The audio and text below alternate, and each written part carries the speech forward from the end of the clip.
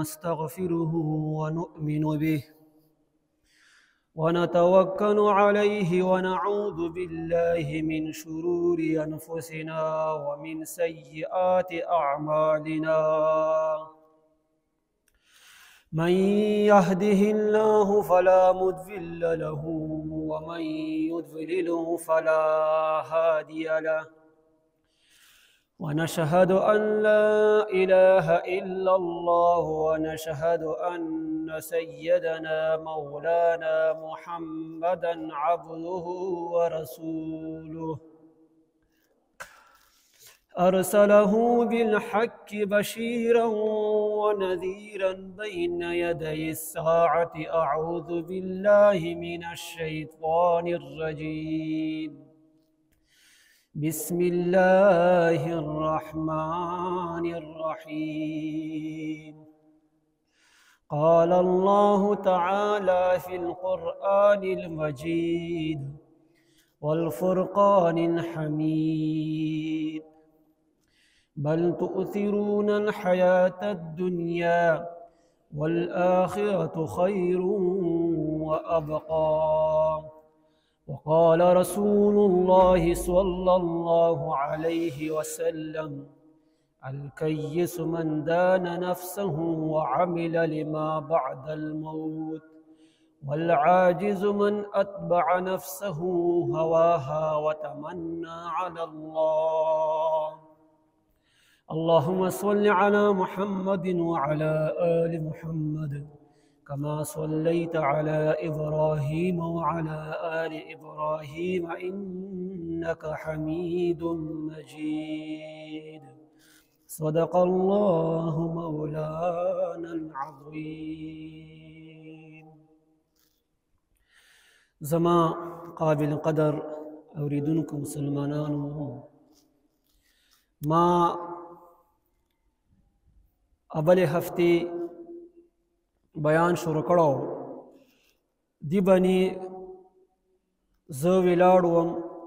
څه آخرت په مقابله کې دنیا هیڅ شی هم نه دی آخرت په مقابله کې دغه دنیا یو ساعت هم نه دی هغه تفصیل مو درته بیا مخکې کړو او نن هم اندغه موضوع باندې مختصر تفسیر نور هم کوم زما عزتمند مسلمانانو وخيار کا سوکتے عقل مند کاس دغه سوکتے بهترین کاس په دنیا کې سوکتے ځان ته وایي زیم وخيار زیم عقل مند زیم بهتر اخر دغه کاس بهترین عقل مند کاس سوکتے نن با عقل مند کاس احادیثنا ثابتو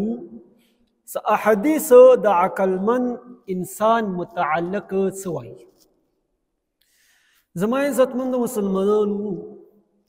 د کوم حدیث ستاسو مخکې ما وړاندې کو مشهور حدیث دی تاسو به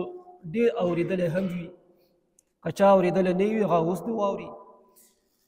نبی کریم صلی الله علیه وسلم فرمایي الکیس من دان نفسه وعمل لما بعد الموت وخيار کاس عقل من کاس هغه دی چې دغه خپل خواهشاتو تابع نشي یعنی خپل نفس دغه خواهشاتو تابع ونه ګرځوي او مرګ نه پس دایمي کوم ژوند ده اغه ژوند پر دغه تیاری وکي دغه کس وخيار ده یا معنا دا غدي سو وخيار کس اغه دی چې د خپل ځان حساب وکي خپل ځان حساب وکي چې د کوم ژوند زه تیروم دا په کومې طریقې سره زه تیروم زما حیثیت زما مقصد دغه چې شی دی هغه وپېژني او العاجز عاجز کس هغه کس دی چې دغه د خپلو خواهشاتو دغه نفس تابع وګرځوي خپل نفس خواهشاتو تابع وګرځوي دغه کس عاجز دی، دا عقلمند نه دی. او بیا هم دا خبره کوي الله جل جلاله غفور رحیم ذات دی، ما به الله جل جلاله وبخي. باوجود د دینه څه هر یوه ګناه کوي، هر یوه سرکشي ورکې موجود دی، خو بیا هم وایي څه الله جل جلاله ډیر غفور رحیم ذات دی. حدیث تشریح داغه دی، اوله ټکړه دا رواخله الکیس من دان نفسه وعمل لما بعد الموت. ترجمه تاسو واورئ. د دې مطلب داغه دی انسان د خپل نفس دا الله جل جلاله تابع وګرځي، د خپل خواهشات کنټرول کی. څه دغه نفس یې هغه د نه مني، الله جل جلاله د احکاماتو مکمل تابع وګرځيږي. دغه څه شی دی؟ دغه عقلمند کاس دی، بهترین کاس دی. او د آخرت د ورځې نه مخکې د دنیا کې آخرت دوپاره تیاری وکړي، دغه نفس آخرت دوپاره استعمال کی. د دنیا د محبت کومه جذبه دی دغه زړه نه وباسي. نو نبی کریم صلی الله علیه وسلم فرمایي دغه کس عقلمند کاس دی، دغه کس بهترین کاس دی. عاجز څوک دی؟ عاجز عقلمند نه وي، بهترین نه وي، هوښیاره نه وي. مونږ عقلمند کس هغه ته وایي چې هغه په دنیا په امورو باندې ښه پوهېږي. دا خبره چې شی دی غلطه دی. عقلمند کس هغه دی چې کوم ستاسو مخکې ما تفصیل ذکر. اوس عاجز کس کوم دی؟ عاجز هغه به آخرت کې ډېر عاجز وي، اعمال به نه وي، خپل ځان باندې به پښیمانه وي چې ما څه کړي دي په دنیا کې. هغه دغه دی چې د خپل نفس خواهشاتو تابع وګرځوي، حرام کارونه کوي، بد کارونه کوي، نیک اعمال نه کوي، نیکو اعمالو طرف ته رجحان نه وي، زړه هر یو شیز نه ډک وي، دنیا د محبت لالچ حرص دغه ورکې موجود وي، دغه عاجز کس دی. او مرګ دی بیخي هیر کړی وي، مرګ سره شته نه. خو زه ماشوم یم، بیا به ځوان شم، بیا به 40 کالو عمر ته ورسېږم، بیا به 80 کالو عمر ته ورسېږم، بیا به بوډا شم، دنیا عمر پاتې دی. ته څه خبر یې؟ ځوانۍ کې د باندې مرګ راغلو، بیا به څه کوي؟ نو دغه کس چې شی دی دغه عاجز کس دی، دغه عقلمند نه دی. زما عزتمندو مسلمانانو، حدیث مطلب انداغه شو چې بهترین کس هغه دی چې هغه د خپل نفس کنټرول کړي، خپل نفس خواهشاتو نه چې شی کړي بچ کړي. زهره خبره دی، شیطان هر چا سره دی. بیا څومره هم ځوانان دي هغو سره خو نفس دا سره هم شته، شیطان سره هم شته، ځواني هم شته. و د ځوانۍ کې چې دغه په نفس باندې کنټرول وکړي، اوهو دی بیا ابل سیسم بیا خوان دی. بیا ونه الله جل جلاله ډېر زیات خوشحال دی. دغه شان یو حدیث کې یو بل مضمون هم انده په شان دی راغلی دی. یو صحابي فرمایي چې نبی کریم صلی الله علیه وسلم نه چاته پوښتنه وکړه، یا رسول الله هوښیار کس، عقلمند کس دا به څوک وي؟ د نبی کریم صلی الله علیه وسلم ورته جواب ورکړو هوښیار کس هغه دی چې دغه د مرګ نه مخکې د مرګ تیاری وکړي، آخرت تیاری وکړي. د دنیا کوم محبت دی دغه زړه نه وباسي، دغه کس هوښیار دی، هم په دې دنیا باندې هم عزتمند دی، هغې دنیا باندې هم شرافت ورته حاصلېږي. زما عزتمندو مسلمانانو، موږ ته هم دغه پکار دی چې دې دنیا نه د محبت دغه وباسو. دنیا محبت دغه عارضي دی، اخرت سکم محبت تا دغه دایمی دی. نبی الله جل جلاله فرمای بل تؤثرون الحیات الدنیا، تاسو ژوند د دنیا غوره کوئ، والآخرة خیر لمن ابقى، والآخرة خیر وابقى. آخرت د خو ډیر بهتر دی اور بکی پاتې کیدونکی دی. الله جل جلاله فرمای ایا دا خلق دنیا غواړي، دنیا طرف ته توجه دی، آخرت ونه هیر شوی دی. آخرت خو داسې کور دی، دایمي کور دی، دې کې څه ته کامیاب شي، آخرت کور کې ته کامیاب شي، هغه دپاره تا څه وکړو نو دغه دنیا څه نعمتونه دي دا به درته عبث وښکاري. حضرت مولانا شیخ الحدیث مولانا حسن جان صاحب شهید رحمت الله علیه تاسو به نام اورېدلی و، پېښور والا و، لوی شیخ و. هغه به یو مثال پیش کوه. هغه مثال داسې دی څه په چا باندې یو نظمین زوی وي، نظمین یو هم وي او نظمین هم وي، ډېر ورباندې ګران وي، او هغه سره چرګ هم وي. چرګ یو نظمین بچی وي او چرګ ورسره هم وي. ناګهانه هغه کوهي کې پرېوځي، بچی هم پرېوځي، هغه چرګ هم پرېوځي. اوس د دې پلار ته یا د دې کس ته دومره ټیم وي چې دا به یو شی به دا راوچتوي، یو شی یا به چرګ راوچتوي یا به دغه بچی راوچتوي. نو ظاهره خبره دی بچی خو بچی وي نو بچي ته به ترجیح خامخا ورکوي. اگر چې دغه چرګ هم څه نه څه قیمت شته خو بیا هم الله دغه زوی ورباندې ګران کړی دی، دغه زوی به کوهي نه راوچتوي نو د چرګ به دغه پرېږدوي. دغه شان د دنیا نعمتونه هم دي. دنیا نعمتونه اگر چې څه لږ زږ قیمت شته خو د آخرت په مقابله کې دنیا نعمتونه هېڅ هم نه دي. لکه څرنګې چې د چرګ د زوی مقابله کې هېڅ هم نه و د دې پلار دپاره، دغه شان دنیا هم دی. دنیا نعمتونه آخرت په مقابله کې هېڅ هم نه دي. زما عزتمند مسلمانانو خبرې تفصیلا دغه دی چې موږ ټولو ته دغه پکار دی چې موږ د آخرت سکون محبت دی دغه زموږ په زړه کې واچوو، انده کې مینه راولو، د دنیا سکون محبت دی دغه زړه نه وباسو. دا هم نشه کېدلی ته مکمل دنیا محبت پرېږدوي. نه دنیا د خپل مقصد دپاره دومره وګټه چې تا خپل مقصد وبنې پوره شي، بس کور د برابر شي، اهل و عیال د برابر شي، دوه ټیمه ټکاره درته میلاویږي، بس دغه تا دنیا دی.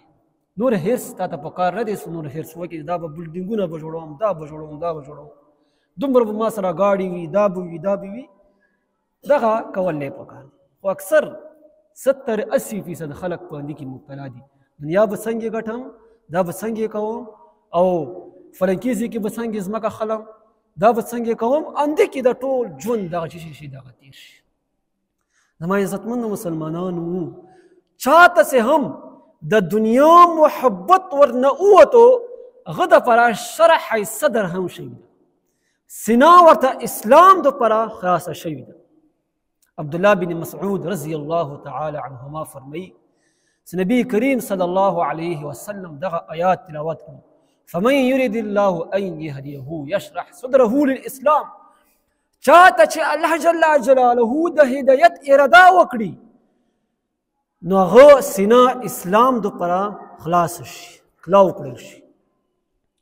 بیا نبی کریم صلی الله علیه وسلم نور هم تفصیل وکړو چې چا دپاره هم د اسلام دپاره سینا کلاو شي، خلاص شي، نو هغه سینا فراخ شي، وسعت ورکې راشي، د اسلام ټول احکامات په سینې کې داخل شي او د ټول احکامات بیا دغه سینا قبلوي. صحابه غرض وکړو یا رسول الله دې دپاره څه علامات شته، څه علامات وي څه پته ولګي چې چا دپاره دغه سینا خلاصه شوې ده. اسلام ورکې مکمل ننوتلی دی، د اسلام مکمل احکامات ورکې ننوتلی دي. یا رسول الله دې ته پر څه علامات شته؟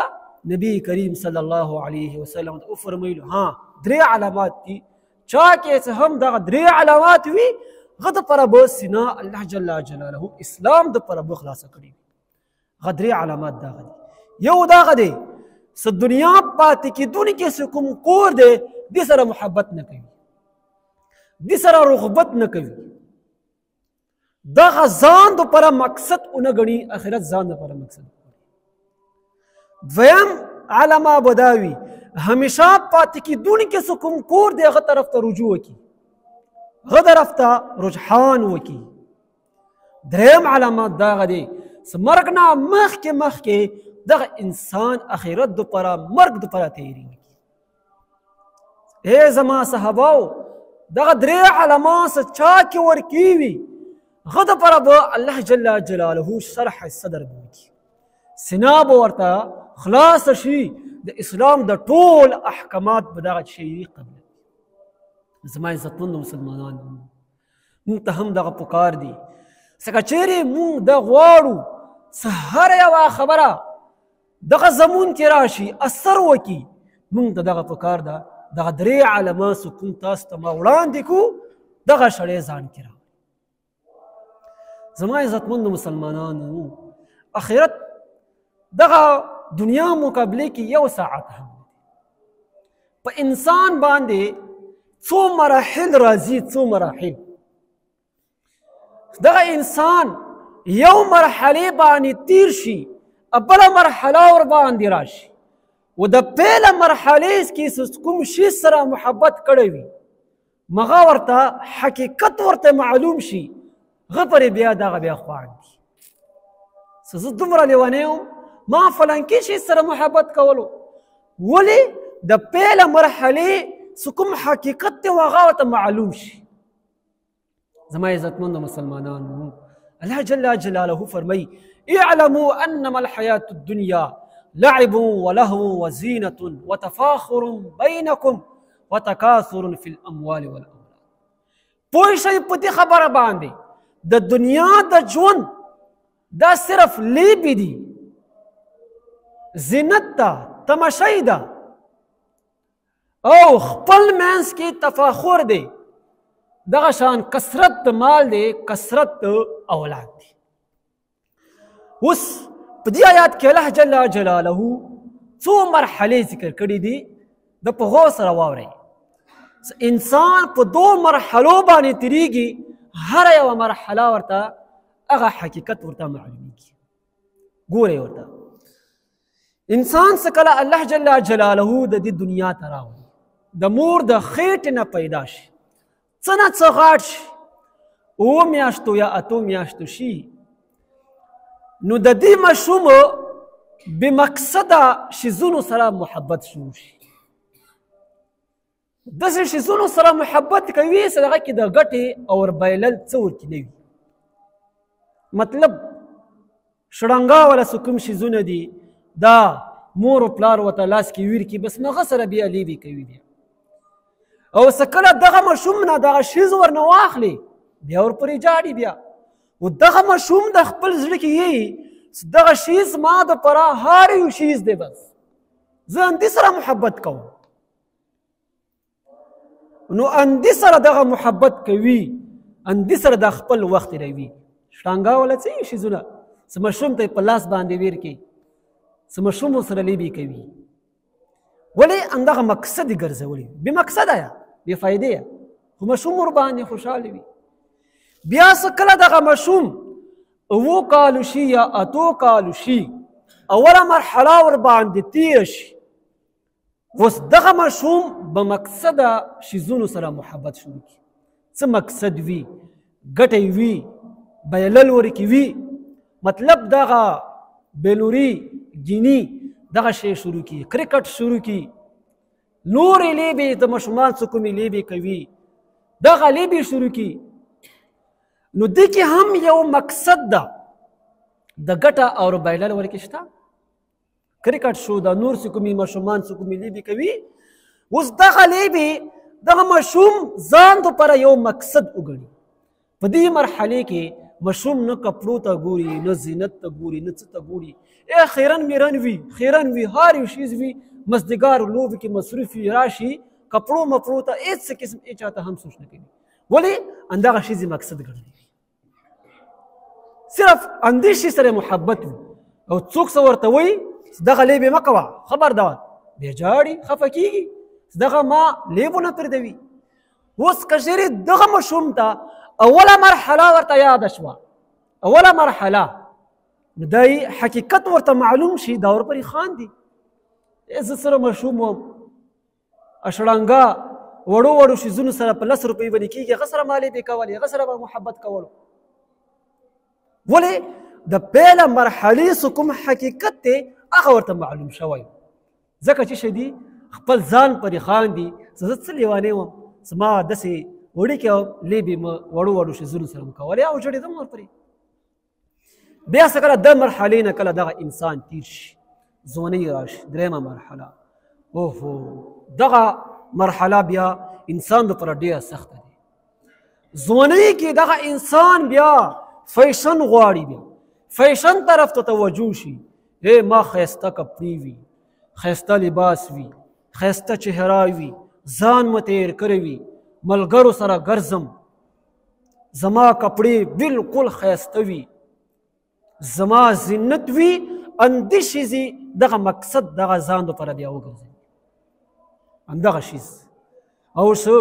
کپړې صحیح نه وي بیا ورباندې خفه وي خپلو ملګرو سره کیني ښایسته ځان ساتي ځوانۍ وي هر یو شیز دا غواړي اوس په دې مرحلې کې دغه د ماشومتوب څه کومې لیبې وي دغه نه کوي ولې بیا خیرنېږي بیا او که څوک ورته وایي څه دغه شیز کوي یا ګیني شو یا نور شیزونه شوده کوي هغه څه ته لیونی شوی که څه وړوکی دغه لیبې زه کوم ولې د دویمې مرحلې څه کوم هغه دی هغه حقیقت ورته معلوم شو زه څه لیونی یم همدې شیزونو سره ما محبت کولو کپړې مو خاص سوتره هېڅ څه پروا مې نه کوله بس همدغه شیز مو کولو اوس خو زما ځوانۍ ده اوس زه فیشن کوم ښه لباس مې وي نو همدې شي کې دغه ژوند څه شی یې تېر شي درېیمه مرحله د څه شی دی ځوانۍ والا دی ځوانۍ کې هر یو کس دا غواړي زما کپړې ښایسته وي زما چپل ښایسته وي زما زینت دا ښه وي زه ملګرو کې اعلی وم خو دا دویمه مرحلې څخه دې باندې تېرې شوې د دې حقیقت ورته معلوم شي او بیا ورپورې خاندي بیا څلورمه څه کومه مرحله دی دغه 35 یا 40 سال عمر ده اوس عزیزانو په دې کې دغه کس د زینت فیشن شو ښایسته کپړې شي د دې توجه نه کوي د غواړي زما شهرت زه څنګه حاصل کړم زه د تعلیم ډګرۍ دغه زه څنګه حاصله کړم زوی کاروبار زه څنګه وکړم فلانکي کاروبار کې به زه څنګه حصه اخلم زما شهرت به دغه څنګه راشي زه به د خلکو کې فخر کوونکی څنګه جوړ شم د 35 یا 40 سال په عمر کې نو دغه ښایسته کپړو ته توجه نه کوي دغه شان زینت ته طرف ته توجه نه کوي لکه څه بچي ورسره شي ټول رجحان ټوله توجه همدې دپاره شي چې زما شهرت دغه څنګه شي اوس د 35 یا 40 سال څه عمر ولا څه کوم کس دی د کومې مخکیني مراحل ورباندې کوم تېر شوي دي دا به یې څه زه څه عجیبه سړی وم ما څه کړي دي ځوانۍ کې ما فیشن کولو ما دا کولو حقیقت ورته معلوم شو هسې عبس مو کړي دي عبس مو وخت ضایع کړی ولې د درېیمې مرحلې د ځوانۍ ولا څه کومه مرحله وه دی حقیقت ورته معلوم شو او ځان پرې خاندي ما څه کومه ځوانۍ کې څه ما څه کړي دي هغه ما ډېر غلط کړي کاش کې داسې ما نه کړي ما څه کړي ولې درېیمې مرحلې والا څه کوم حقیقت دی هغه ورته معلوم شو اوس راشئ پنځمه مرحله د بوډاتوب والا شروع کېږي پنځمه مرحله بوډا شي 60 سال یا 65 سال یا 55 یا 50 سال بوډاتوب په حالات کې دغه د مال حرص کوي مال حرص ما ته دغه مال څنګه راشي مال جمع کېدل بیا شروع شي د مال به څنګه جمع کوم مال به ما ته څنګه رځي که راغلی دی دا به زه څنګه جمع کوم او کوم ځایونو کې پکې ږدوم دغه مال زه کوم حرص دی دغه توجه دغه سوچ ورسره جوړ شي نو بړهتوب په حالات کې که د اخري د اولني څلور مرحلې دوې مرحلې دا کوم ځان ته یادې کړي د حقیقت ورته معلوم شي دا به یې څه ما څه کړي دي ما خو هېڅ هم نه کړي دي ولې حقیقت ورته معلوم شو اوس اخري مرحله څه کومه دی هغه مرګ دی هغه څه شی دی مرګ دی مرګ څه کله در باندې راشي کله څه ته د دې دنیا نه لاړ شې او د شپږ څه کومې مرحلې دي دی حقیقت تا ته معلوم شو د ټولې تا ته بیا عبس ښکاري بیا هی ما څه کوم ژوند تېر کړی دی دا 70 سال یا 75 سال د دې حقیقت ما ته معلوم شو کاش کې دې کې ما څه کړي وو عزتمندو مسلمانانو دغه انسان باندې شپږ مرحلې راځي شپږ هر یوه مرحلې دا ورباندې تېرېږي اولې مرحلې حقیقت ورته معلومیږي نو د شپږ مرحلې کې د دوې مرحلې ورنه وباسه لکه څه هغه کې اول مشوم وي څلور مرحلې کې مو ښه برابر وو صحتمند وو عقلمند وو بالغ وو څلور مرحلو کې مونږ هر څه کولی شو څه کوو تاسو کې به بعض به داسې وي درېیمې مرحلې کې وي بعض به څلورمې مرحلې کې وي بعض به پنځمې مرحلې کې وي مونږ ته پکار دی عزتمند مسلمانانو کومې مرحلې کې څه هم مونږ کوم ژوند تېروو تاسو په خپله باندې سوچ وکئ د کومې مرحلې څه په مونږ باندې تېرې شوي دي دا حقیقت لغنې ځان ته مخته کوئ دغه مرحلې مونږ څنګه تېرې کړي دي بیا به تاسو ته پته ولګي د دنیا ژوند څنګه دی دنیا څنګه تېرېږي زما عزتمندو مسلمانانو کله چې دغه شپږ مرحلې په انسان باندې تېرې شي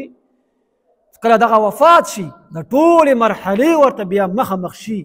بیا افسوس او ارمان کوي کاش کې ما دغه څلور مرحلو کې څه کړي خو بیا ژوند نه رسي مونږ ته هم دغه پکار دی چې مونږ په دو مرحلو کې الله جل جلاله یاد جبریل علیه السلام آدم علیه السلام نه تپوس وکړو چونکې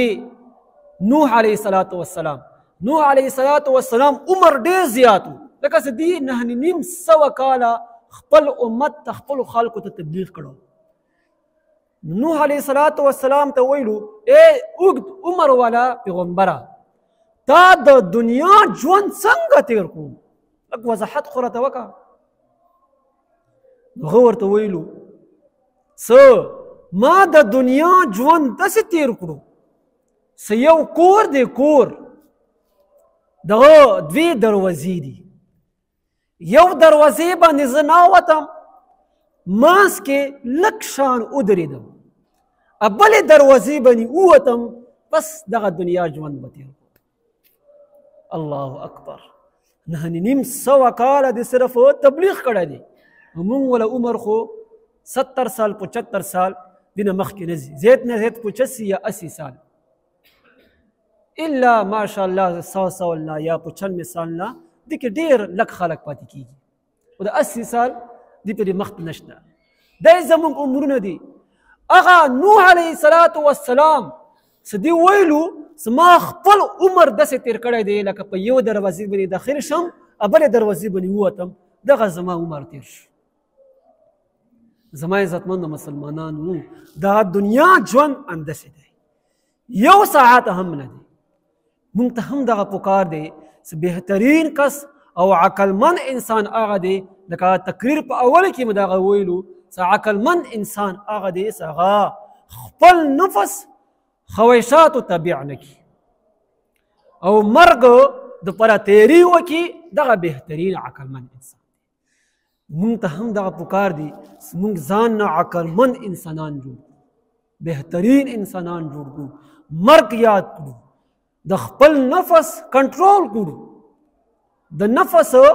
د خپل ځان د خواهشاتو تابع نه کړو بیا به مونږ په دې دنیا کې هم کامیاب وو هغې دنیا کې به هم کامیاب وو وآخر دعوانا ان الحمد لله رب العالمين لا إله إلا أنت سبحانك إني كنت من الظالمين رب اشرح لي صدري ويسر لي أمري واحلل عقدة من لساني يفقهوا قولي اللهم اغفر للمسلمين والمسلمات والمؤمنين والمؤمنات اللهم اغفر للمسلمين والمسلمات والمؤمنين والمؤمنات یا الله موږ ګناهونه معاف کړي یا الله خپل رضا راته نصیب کړي یا الله حلال رزق نصیب کړي یا الله حرامونه مو وساتې یا الله د مرګ تیاری توفیق راته نصیب کړي یا الله د مرګ تیاری توفیق راته نصیب کړي یا الله زمونږ په زړونو کې د قرآن محبت واچوي زمونږ په زړونو کې الله جل جلاله محبت واچوي زمونږ په زړونو کې سنت نبوي صلی الله علیه وسلم محبت واچوي اخر وخت کې دغه کلمه نصیب کړي لا اله الا الله